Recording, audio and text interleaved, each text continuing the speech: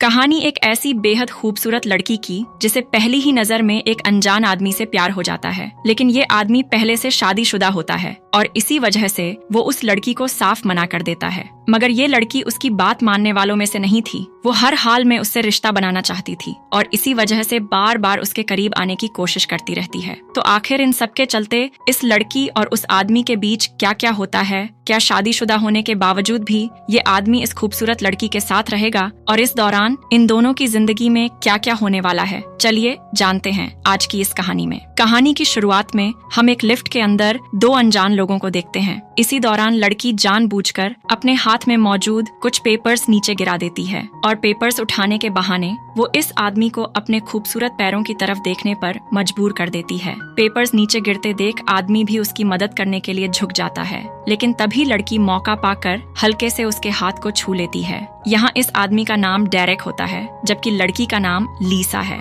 लीसा दिखने में बेहद खूबसूरत और आकर्षक लड़की थी। डेरेक जिस तरह उससे बात कर रहा था वो अंदाज लीसा को काफी अच्छा लगता है और पहली ही मुलाकात में वो उसकी तरफ अट्रैक्ट हो जाती है। वहीं दूसरी तरफ डेरेक कहीं न कहीं लीसा के इरादों को समझ चुका था, लेकिन क्योंकि वो एक शादीशुदा आदमी था इसलिए अगले ही पल वो अपनी नजरें हटा लेता है। खैर, इसके बाद ये दोनों एक बड़ी कंपनी में पहुंच जाते हैं और यहीं आकर लीसा को पता चलता है कि असल में डेरेक उसी कंपनी में उसका बॉस है। डेरेक अपने रास्ते आगे बढ़ जाता है, लेकिन लीसा अब भी उसे लगातार देखे जा रही थी। इसी दौरान कंपनी में काम करने वाला एक लड़का लीसा से कहता है, उसका पीछा मत करो, वो शादीशुदा है। लेकिन लीसा को इस बात से जरा भी फर्क नहीं पड़ता। वो बस हल्का सा मुस्कुराती है और वहाँ से चली जाती है। इसके थोड़ी देर बाद जब लीसा कर्ल्स के ऑफिस के सामने से गुजर रही होती है तो वो जानबूझकर उसका ध्यान अपनी तरफ खींचने के लिए अपने गोरे पैरों को दिखाने लगती है, लेकिन इस बार डेरेक की नजर उस पर नहीं पड़ती और ये देखकर लीसा भी चुपचाप वहाँ से निकल जाती है। अगले दिन कंपनी की सेक्रेटरी की तबीयत खराब हो जाती है, जिसकी वजह से कुछ दिनों के लिए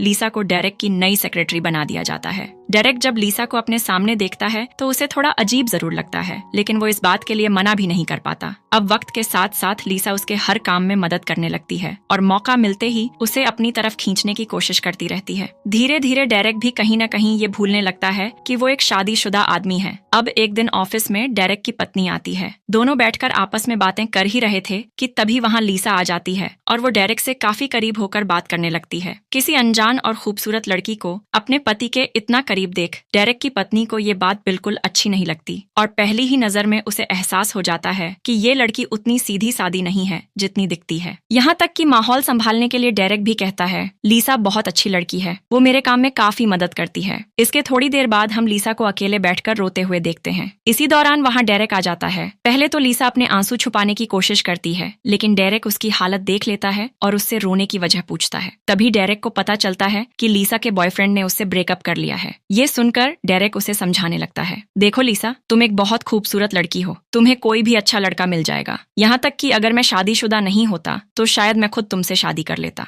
डेरेक की ये बातें सुनकर लीसा के चेहरे पर मुस्कान आ जाती है और वो हल्का सा हंसने लगती है। अब इसके कुछ दिनों बाद हम एक बड़ी पार्टी का सीन देखते हैं जहाँ काफी लोग मौजूद थे और सभी लोग मौज मस्ती कर रहे थे। इसी बीच लीसा की नजर डेरेक पर पड़ती है और वो देखती है कि डेरेक इस वक्त अकेला खड़ा है। बस फिर क्या था, मौके का फायदा उठाकर लीसा सीधे उसके पास पहुंच जाती है और उसके साथ डांस करने लगती है। डांस के दौरान लीसा जानबूझकर उसके और करीब आने लगती है, लेकिन डेरेक को ये सब बिल्कुल अच्छा नहीं लग रहा था। फिर भी लीसा अपनी हरकतों से बाज नहीं आती। वो अजीब अजीब तरीके से उसे अपनी तरफ अट्रैक्ट करने की कोशिश करती रहती है। अब लीसा की हरकतें देखकर डेरेक समझ जाता है कि मामला काफी आगे बढ़ चुका है, इसीलिए वो वॉशरूम जाने का बहाना बनाकर वहाँ से निकल जाता है। लेकिन जैसे ही डेरेक वॉशरूम के अंदर पहुंचता है तभी उसके पीछे पीछे लीसा भी वहां आ जाती है और फिर वो पीछे से हल्के हल्के एक टहनी उसके सिर पर फेरने लगती है। वक्त के साथ लीसा अपनी सारी हदें पार करने लगती है, लेकिन डेरेक फिर भी उसे रोकते हुए कहता है, लीसा, बात को समझो, मैं शादीशुदा हूँ, मैं ऐसा नहीं कर सकता। लेकिन कई बार समझाने के बाद भी जब लीसा उसकी बात नहीं मानती तो आखिरकार डेरेक गुस्से में वहां से चला जाता है। इसके बाद अगले दिन का सीन दिखाया जाता है जहाँ लीसा फिर से डेरेक के पास आती है और उससे कहती है, मुझे माफ कर दो, शायद मैंने उस रात कुछ ज्यादा ही पी ली थी। और फिर वो बड़ी मासूमियत से उससे बात करने लगती है, जैसे कि कुछ हुआ ही नहीं था। और यही देखकर डेरेक को भी थोड़ी राहत महसूस होती है। उसे लगता है कि शायद आखिरकार इस लड़की से उसका पीछा छूट गया। लेकिन डेरेक इस बात से बिल्कुल अनजान था कि ये सब तो लीसा की एक नई चाल थी। अगले सीन में शाम का वक्त होता है।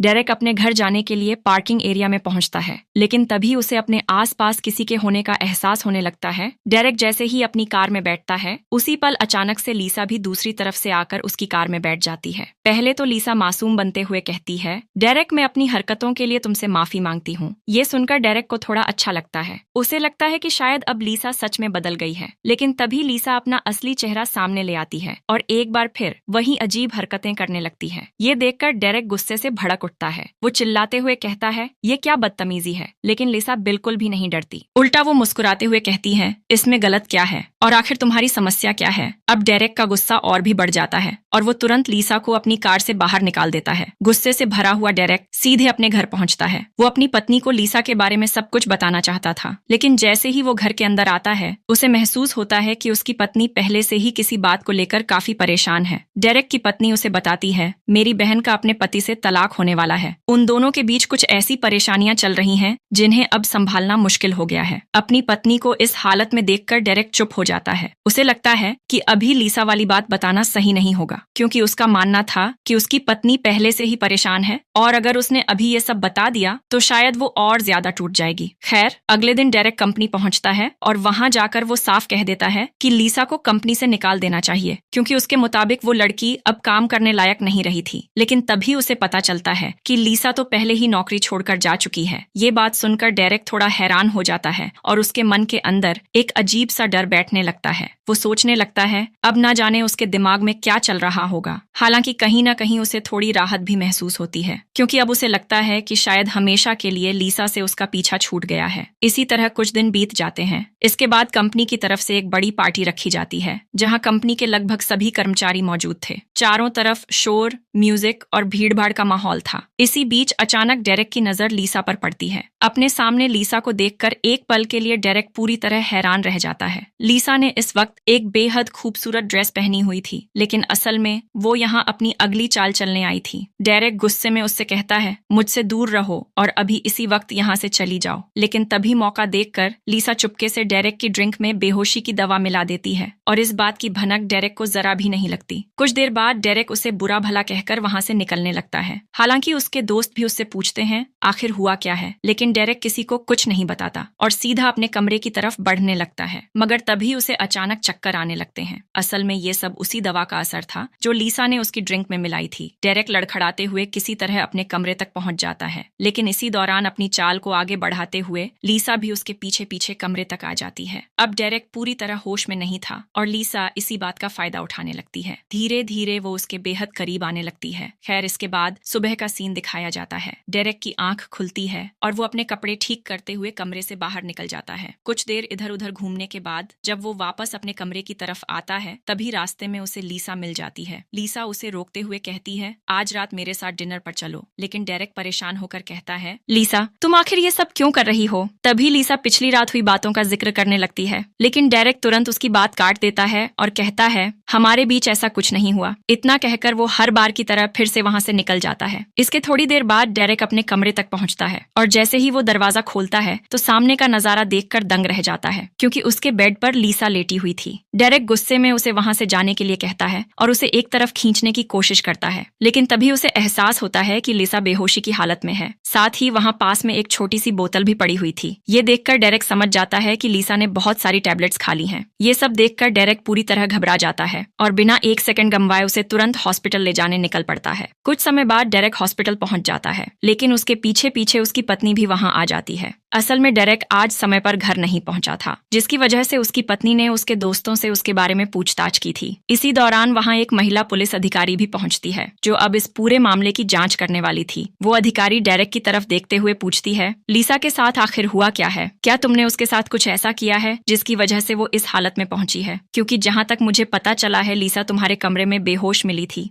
आखिर लीसा तुम्हारी लगती क्या है और तुम्हारा उसके साथ रिश्ता क्या है? पुलिस अधिकारी के ये सवाल सुनकर डेरेक कुछ पल के लिए चुप हो जाता है। फिर वो गहरी सांस लेते हुए कहता है, वो मेरी सेक्रेटरी है। उसने कई बार मेरे करीब आने की कोशिश की थी, लेकिन मैं शादीशुदा हूँ, इसलिए मैंने उसे हर बार मना कर दिया। शायद इसी वजह से वो टूट गई होगी और उसने ये कदम उठा लिया। डेरेक की बातें सुनकर उसकी पत्नी को काफी बुरा लगता है। वो दुखी होकर कहती है, इतना सब कुछ हो गया और तुमने मुझे बताया तक नहीं। मुझे तो अब ऐसा लग रहा है कि तुम्हारा उसके साथ कोई अफेयर चल रहा था। हालांकि डेरेक उसे समझाने की काफी कोशिश करता है, लेकिन उसकी पत्नी अब उसकी एक भी बात सुनने को तैयार नहीं थी। गुस्से में वो वहाँ से चली जाती है। डेरेक भी उसके पीछे पीछे घर तक पहुँचता है, लेकिन उसकी पत्नी उसे घर के अंदर आने नहीं देती और सीधे उसके मुंह पर दरवाजा बंद कर देती है। अगले दिन जब डेरेक ऑफिस पहुंचता है तो वहाँ का मैनेजर उससे कहता है, तुम्हें कुछ दिनों की छुट्टी ले लेनी चाहिए ताकि तुम अपनी उलझी हुई जिंदगी को थोड़ा संभाल सको। हालांकि डेरेक छुट्टी लेने से साफ मना कर देता है। खैर, कुछ देर बाद वही महिला पुलिस अधिकारी फिर से डेरेक के पास आती है और इस बार वो उसे एक डायरी देती है। ये डायरी लीसा की थी। डेरेक जैसे ही उसे खोलकर पढ़ता है तो उसके होश उड़ जाते हैं, क्योंकि उस डायरी में लीसा ने अपने और डेरेक के रिश्ते के बारे में बहुत कुछ लिखा हुआ था और वो सब पूरी तरह झूठ था। असल में लीसा ने उसमें लिखा था कि वो और डेरेक एक दूसरे से बेहद प्यार करते हैं और दोनों के बीच गहरा रिश्ता है। ये सब पढ़कर डेरेक तुरंत पुलिस अधिकारी से कहता है, ये सब झूठ है क्या? तुम्हें मेरी बात पर जरा भी भरोसा नहीं? क्या मैं तुम्हें ऐसा आदमी लगता हूँ? तभी पुलिस अधिकारी उसे बताती है, लीसा को यहाँ से दूसरे शहर भेज दिया गया है। ये सुनकर कर्ल्स को थोड़ी राहत महसूस होती है। उसे लगता है कि आखिरकार अब हमेशा के लिए उसका पीछा छूट गया, लेकिन असली कहानी अभी खत्म नहीं हुई थी। वक्त गुजरता है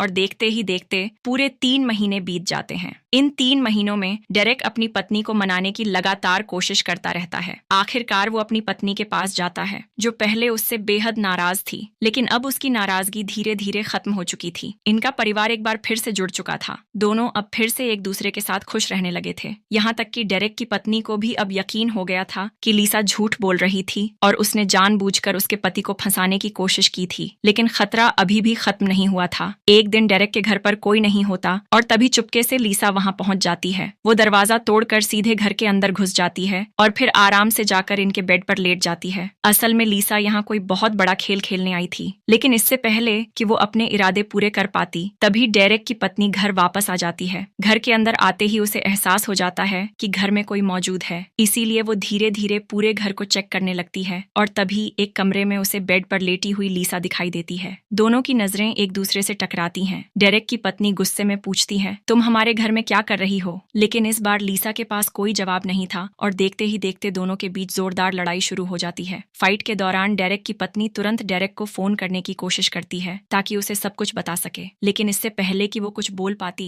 लीसा उसके हाथ से फोन नीचे गिरा देती है। अब ये लड़ाई और भी खतरनाक हो चुकी थी। काफी देर तक दोनों के बीच जबरदस्त फाइट चलती रहती है और लड़ते लड़ते दोनों घर के ऊपरी हिस्से तक पहुंच जाती हैं। लेकिन उस जगह का फर्श काफी कमजोर था। वो दोनों का वजन सहन नहीं कर सकता था और फिर अचानक से फर्श टूट जाता है, जिसकी वजह से लीसा नीचे की तरफ लटक जाती है। ये देखकर डेरेक की पत्नी तुरंत अपना हाथ उसकी तरफ बढ़ाती है और कहती है, मेरा हाथ पकड़ो और ऊपर आ जाओ। असल में वो नहीं चाहती थी कि लीसा मारी जाए, बल्कि वो चाहती थी कि लीसा को अपनी गलती का एहसास हो और वो हमेशा के लिए इनकी जिंदगी से चली जाए। लेकिन लीसा अब भी अपनी हरकतों से बाज नहीं आती। जैसे ही वो डेरेक की पत्नी का हाथ पकड़ती है तो ऊपर आने के बजाय उल्टा उसे ही नीचे खींचने लगती है। अब दोनों अपनी अपनी पूरी ताकत लगा रही थीं। डेरेक की पत्नी खुद को ऊपर संभालने की कोशिश कर रही थी, जबकि लीसा उसे नीचे गिराना चाहती थी। काफी देर तक संघर्ष चलने के बाद आखिरकार डेरेक की पत्नी किसी तरह अपना हाथ छुड़ा लेती है और उसी पल लीसा बहुत ऊंचाई से नीचे गिर जाती है, सीधे एक बड़े कांच के ऊपर। हालांकि नीचे गिरने के बाद भी लीसा की सांसें चल रही थीं। अगर उसे सही समय पर अस्पताल पहुंचा दिया जाता तो शायद उसकी जान बच सकती थी। लेकिन तभी ऊपर से एक भारी झूमर टूटकर सीधे उसके ऊपर आ गिरता है और इस बार एक ही पल में लीसा की बची हुई सांसें भी खत्म हो जाती हैं। इसी दौरान डेरेक भी वहां पहुंच जाता है। अपनी पत्नी को सही सलामत देखकर वो राहत की सांस लेता है। फिर दोनों एक दूसरे को गले लगा लेते हैं और इसी के साथ ये पूरी कहानी यहीं खत्म हो जाती है। मिलते हैं अगली धमाकेदार वीडियो में। तब तक के लिए जय हिंद।